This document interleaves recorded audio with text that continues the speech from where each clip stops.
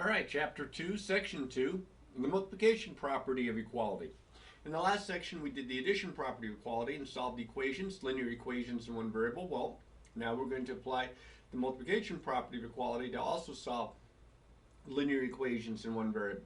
Now remember, to get to the linear equations in one variable, we start by looking to see if the additive property or addition property of equality is going to help us out here. If there's something that's being added or subtracted from the variable. Sometimes that's a good place to start. Sometimes there is nothing that's added or subtracted, but there might be something multiplied or divided. And that's where the multiplication property of equality comes in. Since multiplication and divisions are inverse operations, we're going to use division to undo multiplication and multiplication to undo division if that's what's involved with our variable. So the multiplication property of equality, very important property, I'm going to put a little star next to it here, says that if A, B, and C are real numbers where C is not equal to 0, and if A equals B, then A times C equals B times C. Now remember, division is the same as multiplying by the reciprocal, so if A equals B, we can also think of this as A times 1 over C equals B times 1 over C, or A over C equals B over C. We just can't let C be 0. So let's go back to the idea of the teeter-totter or the balance. When we have a balance, as I've tried to create here, are like the scales of justice, and I have A balanced out with B here, if I change A by multiplying it by some factor C, I have to do the same thing to multiply times the other side, B, so that I keep that balance. As long as we keep that balance, then we'll have equivalent equations, and that means our solution sets will be the same. Now, let's look at an example where this would apply. In this first example, I've got it all written out for you really nicely. It says solve 6w is equal to 48. Now, we can do this one in our head because I know most of you know that 6 times 8 is 48. And so we can mentally solve this, but we want to make sure that we can learn the steps to solve equations like this, even though we can figure out the answer in our head, because the equations will get a little bit more difficult, a little bit more complex. So what we're going to do is we're going to show the steps. Now remember, we have the multiplication property that says we can multiply both sides by the same non-zero number. And in this case, the 6 is times the w, so you think, well, I don't want to multiply, I want to divide. I want to divide by 6 to undo the multiplication by 6. Now dividing by 6 is the same as multiplying by the reciprocal of 6, which is 1/6. So I can do this by multiplying, here's my equation again, both sides by 1/6, which is the reciprocal. Because what happens here is this 6 is the same as 6 over 1, and they cancel out. Where 48 is the same as 48 over 1, and I can even cross cancel a little bit here to get my answer that w is equal to 8. Now, I don't expect you to write down all these steps, because that would take forever. Instead, you can just show that you're multiplying both sides by 1/6. And even that, a lot of my students are going to balk on that because they don't want to have to do put a fraction down. They say, hey, I know how to do this. I'm going to divide both sides by 6 because it's the same as multiplying by the reciprocal. So they're going to probably write it out like this. 6w is equal to 48. Then they're going to divide both sides by 6 by writing it like a fraction so that they can see the 6's will cancel. And of course, 48 divided by 6 is just 8, and then you get the answer that w is equal to 8. Now remember here, we would check this by taking the 8 and plugging it back in, and in this case, I'm going to put it over here, my check would be involving multiplication because 6w means 6 times w. So this would be 6 times 8 is equal to 48. Hopefully you can see this. And of course 6 times 8 is 48, and as you can see I get the same number on both sides and it checks out okay. Here's another warning, Will Robinson. Be careful that you do not multiply or divide both sides by 0. For the idea, first off, division by 0 is undefined. And multiplication on both sides by 0 would end up giving you 0 over 0, a true statement, but wouldn't help you to find the solution. So be very careful here on these problems. Let's try some examples here. Here's one. My variable is x, and I'm asking you to solve negative 4x is equal to negative 52. So x is being multiplied by negative 4, because that's what negative 4x means, even though there's no symbol in between. It means that I'm multiplying.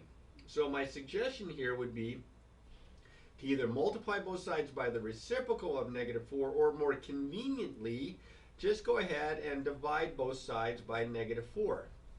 Now be careful with your signs. You should remember that a negative divided by a negative is a positive, and these 4's are going to cancel as a factor of 1, so I just have 1x or x. And a negative divided by negative is positive, and 4 goes into 52 13 times. That looks like a pretty good answer. To check my work, I would plug the 13 back in for x. I would have -4 times positive 13. Does that equal -52? Well, I know the right side's -52. 13 times 4. Yes, and a negative times a positive is a -52, so it does check out okay. Remember, if they ask for the solution set, like I was telling you in the last section, use the braces for the solution set. Otherwise, just circle this part right here. Now, if I am multiplying my variable by a, real quick though, I noticed that a lot of students, when this problem is written down like this, they don't even want to write it a second time. They just want to slap a -4 and a -4 like that. I would suggest that you leave the problem, the original problem as is, and then write and show your work in the next step. It just makes it easier to follow the work.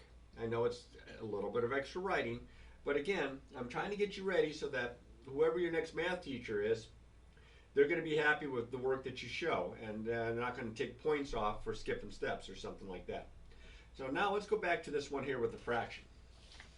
When I have a single fraction that's times my variable like this, and I'm set it equal to, in this case, equal to -18, my variable is m, I'm going to undo this, because it's multiplied times m, I'm going to undo this by dividing by 2/3. Now remember, when you divide by 2/3, that's the same as multiplying by the reciprocal 3/2.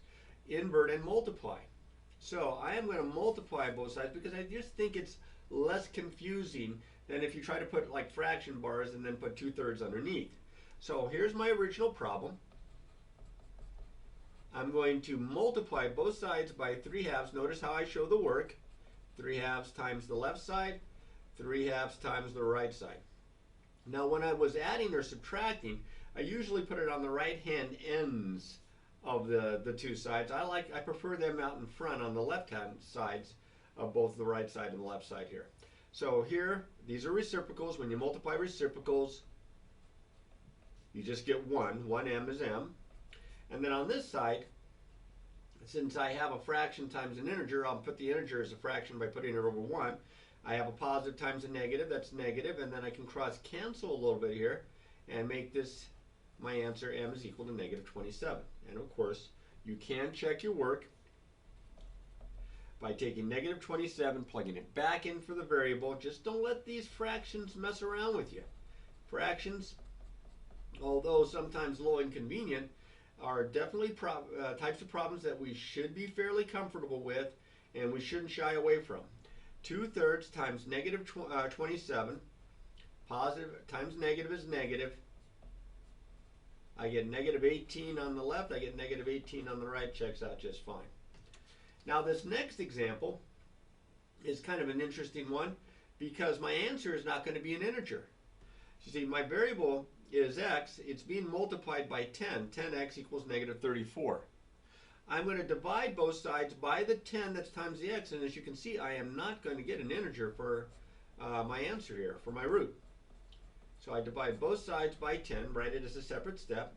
These are going to cancel as a factor of 1. I just get 1x or x. Now here, you have your choice.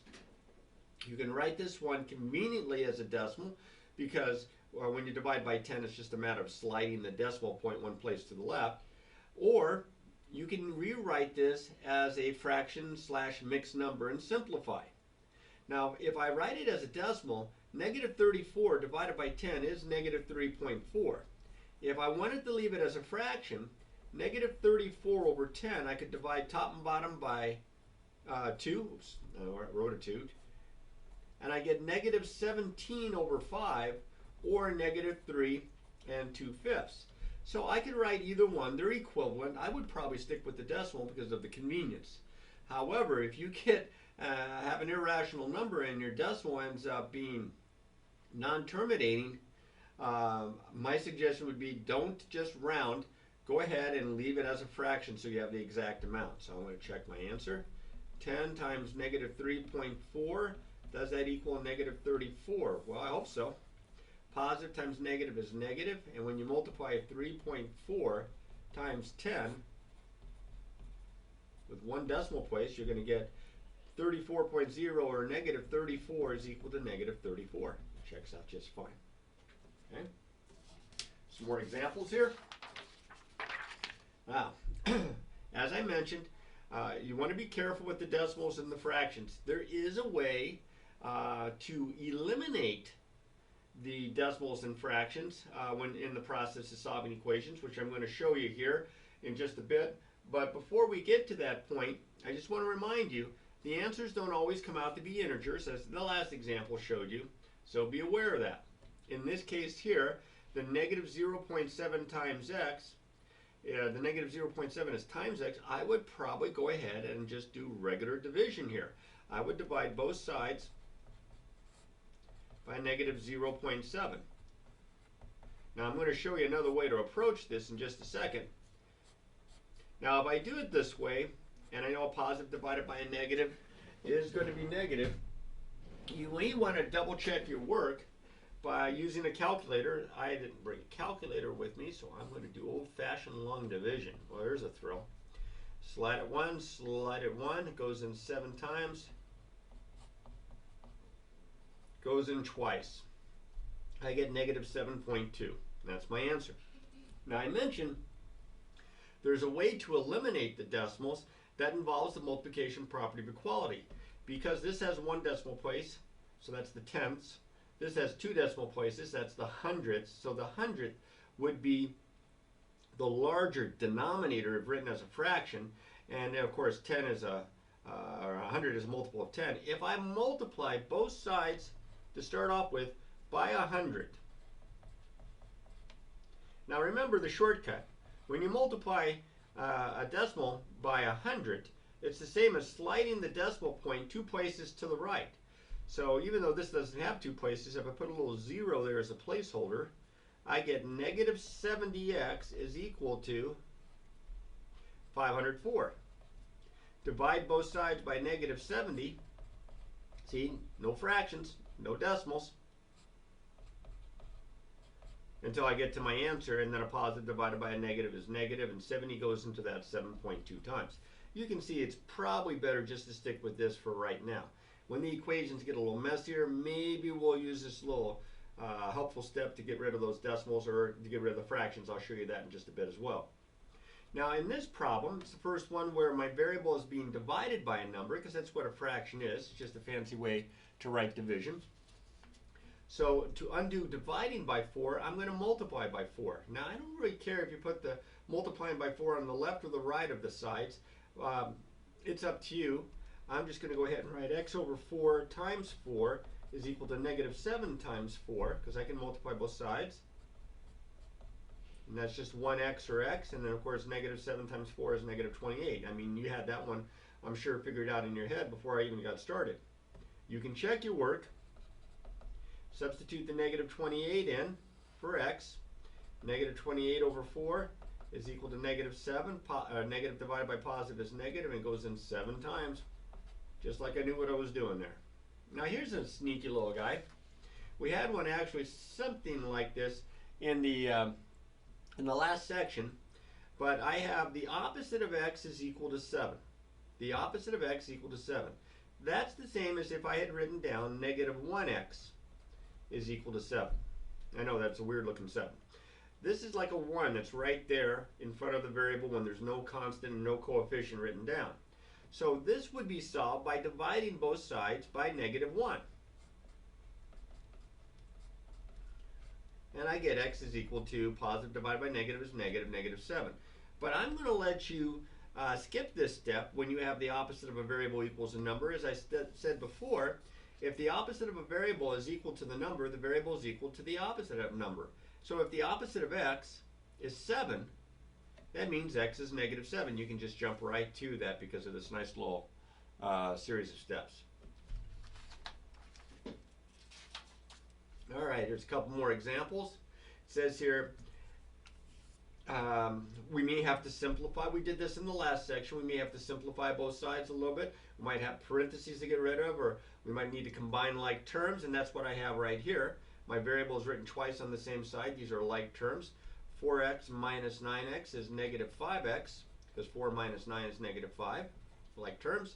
And then I just finish this off, and look how nice this is. Divide both sides by negative 5. X is a negative 4. I think that's a pretty good looking answer.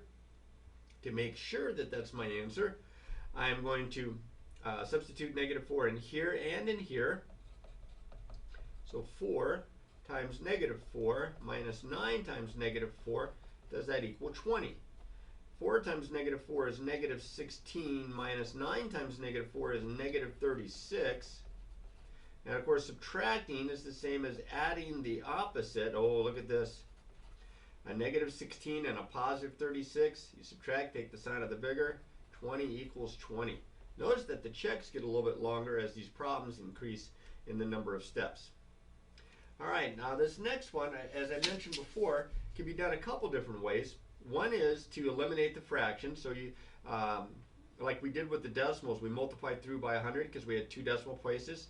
That made our fraction equivalent 100.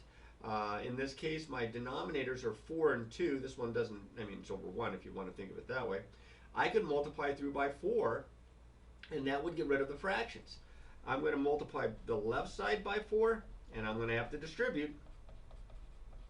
I'm going to multiply the right side by 4. Now I have to be careful because of the fractions. Make sure of yourself here.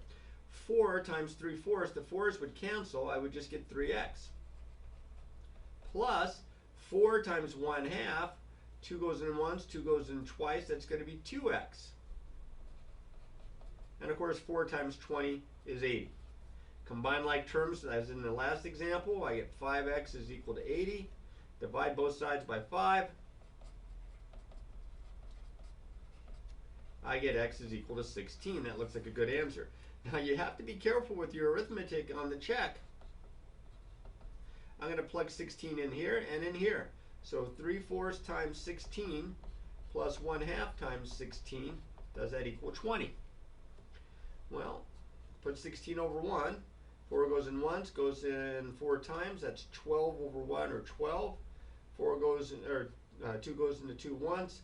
2 goes into 16 8 times. So that's 18 over 1, or 8. And 12 and 8 checks out just fine. Now, I did an example. By the way, I'm going to mention it again. I need to remember to mention this earlier in the video. If I go through these problems too quickly, just go back and watch it again. I talk quickly because I know a lot of this is review, and at the same time, I know that you guys don't like 45-minute videos, so I'm trying to speed them up just a little bit. But you can always go back, kind of rewind if you want to think of it that way, and watch the steps again to make sure that I don't go so fast that you're not sure of the work. All right, as we were doing in the last section, I did an example of what I called a story problem or a word problem, and I wrote out the steps, but I'm going to talk about it a little bit more specifically. I use what's called a 5-step approach. Now I'd like to say that I invented this 5-step approach, but I didn't. I think it was probably given to me by my algebra teacher back in high school, good old Mr. Halper, and I've used it ever since. And the 5-step method for solving a story problem: read the problem carefully. Make sure that you understand what it's asking, what information is given. It makes sense. There's nothing to write down here, but you need to read it carefully. Read it a couple, 3 times. Draw a picture if need be. State the variable. Whatever your unknown is, make sure that you pick a variable to represent that unknown. So state the variable. I'm going to point it out in the example that's below. Write an equation that models the problem. That might be the toughest step because students sometimes have trouble translating the words into symbols. But once you've written that equation, you should be able to solve the equation. That's what we've been practicing. And then we write our answer out in a short sentence, making sure of units, like if it has to do with money or if it has to do with the length of something and it's in feet. So here's an example, and I'm going to point out the steps. When a number is divided by -3, the result is 11. Find the number. when a number is divided by -3, the result is 11. Find the number. So the first thing I'm going to do the second thing, I've read it carefully, is to pick a variable, and I like x, and I'm going to say, since I'm looking for the number, x is the number. X equals the number. Write that step down. Get in the habit, because the story problems are going to get more difficult, and they're going to have more unknowns. We have to get used to that. When a number, and that number is x, is divided by -3. Now notice what I have here. X over -3, that means I'm dividing by -3. The result of this is equals 11. So I get my equation here from this first sentence right here. The number is divided by -3, and this is or equals 11. So that's my equation. It's being, my variable x is being divided by -3, so I multiply both sides by -3. And I get x equals -33. Now, some students just like to circle that, because that's the answer to the equation, and that, in their mind, answers the question. What's the number? -33. But I want you to go that extra mile and short sentence, write out that the number is -33, just like you were talking to me and telling me the answer verbally, as compared to just like circling something on the equation. Write it out, short sentence. You don't have to write a book. Short sentence there that gets right to it. And of course, make sure of your units. And you should also see if this kind of makes sense in your head. I mean, if I got an answer like -3,300,000, that seems way big to divide that by -3 and get small number 11 over here. So you have to kind of see if it makes sense. If I divide this by -3, I definitely get a positive 11. All right, and with all problems in this class, make sure that you get better and better by practicing, practicing, and practicing.